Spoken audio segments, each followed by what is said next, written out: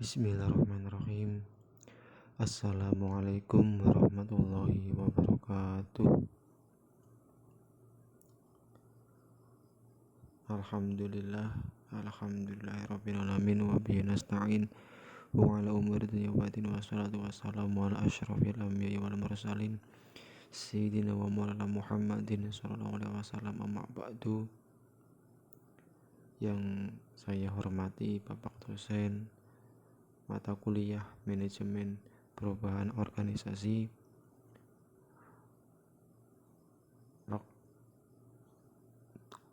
Universitas Saifuddin Zuhri, Bapak Zuhri Pamuji, semoga sehat selalu, amin ya rabbal alamin. Dan yang saya hormati rekan-rekan yang menonton video ini ketika saya sudah upload di YouTube nanti.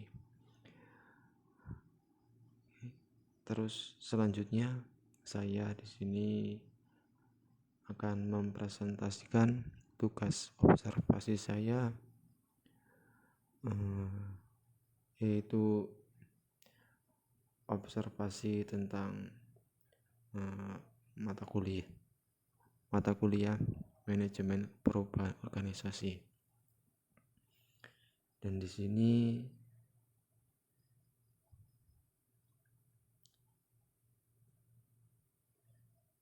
nama saya Nanang Sukron Makmun.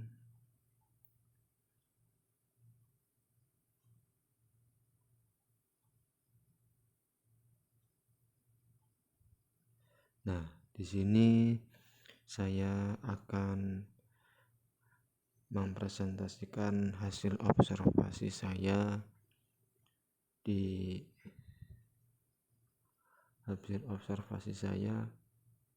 yang kemarin bersama Ketua HMI Cabang Winsaisu Fakultas Taqwa, yaitu Kang Aji Kurniawan, yang salah satu santri di pondok saya sendiri, tapi juga beliau sebagai Ketua HMI Fakultas Taqwa di IAIN di UIN Saisu Purwokerto. Dan saya di sini adalah sifatnya mengutip dari beliau, dan selanjutnya mungkin ada beberapa tambahan yang saya tambahkan dari hasil googling, yaitu mengenai tentang kelembagaan himpunan mahasiswa Islam ini, karena bagi saya ya cukup menarik. Maksudnya menarik itu ya saya lagi pengen mengobservasi kelembagaan ini aja begitu. Selanjutnya, profil dari HMI itu sendiri berdasarkan pasal 4 anggaran dasar telah ditetapkan bahwa tujuan himpunan mahasiswa Islam adalah terbinanya insan akademis pencipta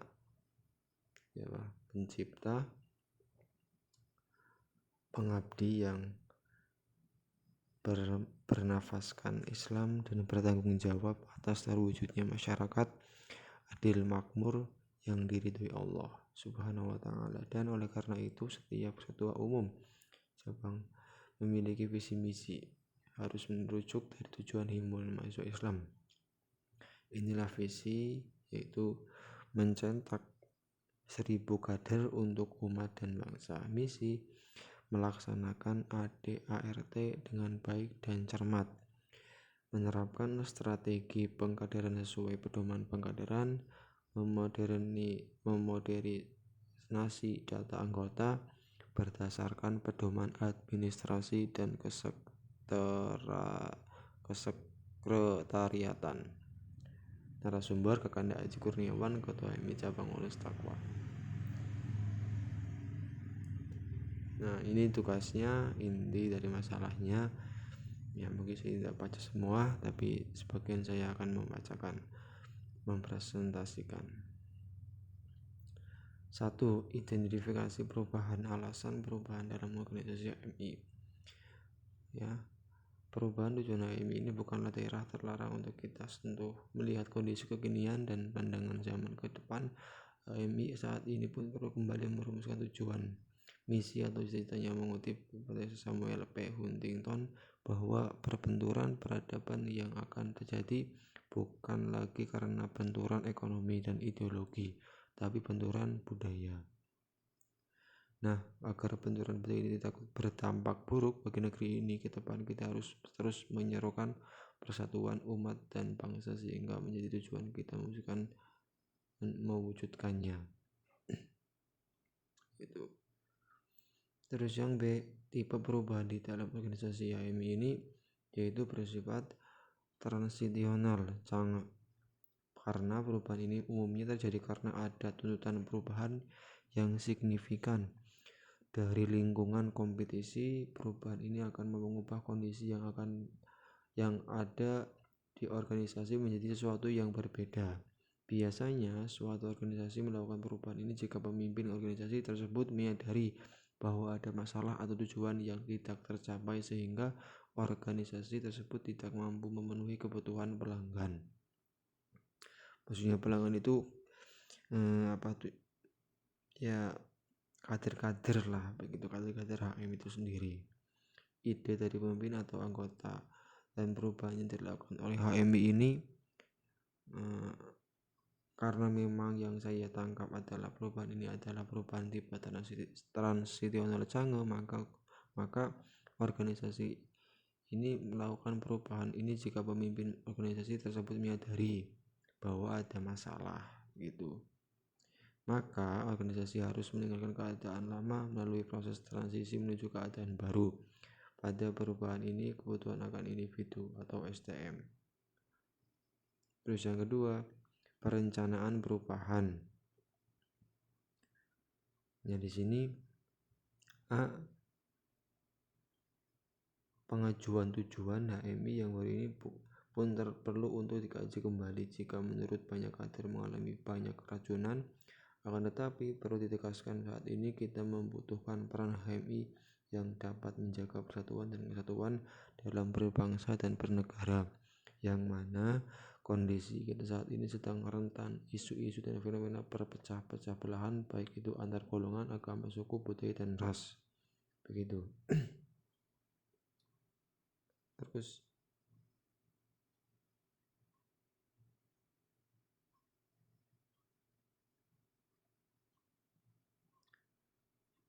pada salah satu kongres beliau menyebutkan bahwa merubah tujuan ini hasil kongres satu, yaitu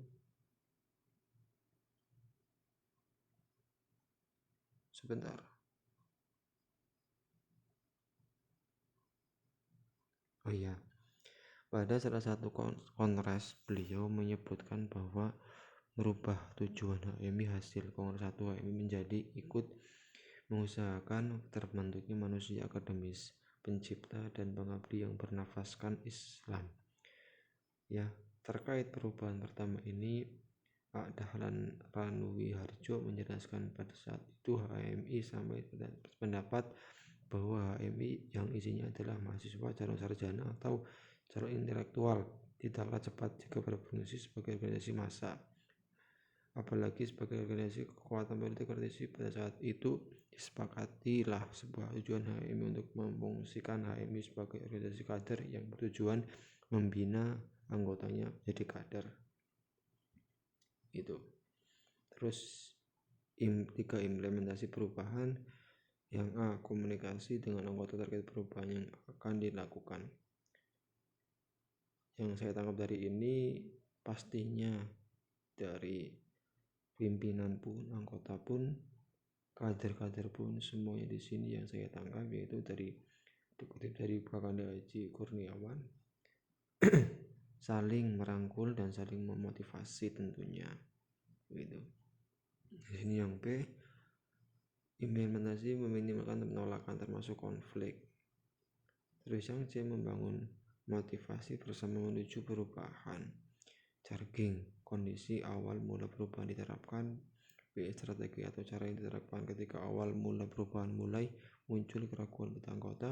menyikapi ketika anggota ada yang keluar ketika dilakukan perubahan? Jawabannya di sini saya ketik suatu tujuan atau cita-cita sebuah organisasi tidaklah abadi dari perputaran waktu. Tujuan dapat dijangka pendek dan berjangka panjang, tidak abadi dari hukum-hukum perubahan. Suatu tujuan juga dapat berubah berdasarkan situasi dan kondisinya. Artinya, dalam tujuan itu mengandung waktu dan tempat yang sifatnya temporal dan teritorial. Gitu.